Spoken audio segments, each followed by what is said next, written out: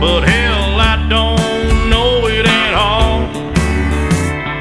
One thing that's certain, and I think old Hank would agree, that sure don't sound like country to me.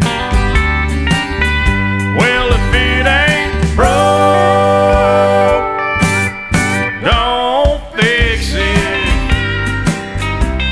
If it ain't Johnny, Merle, or Hank, or Waylon Jennings,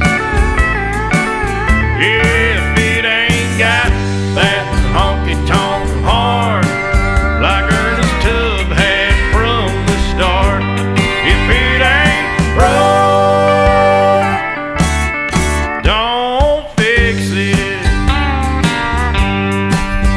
Well, nowadays in Nashville is like the Hollywood of the South.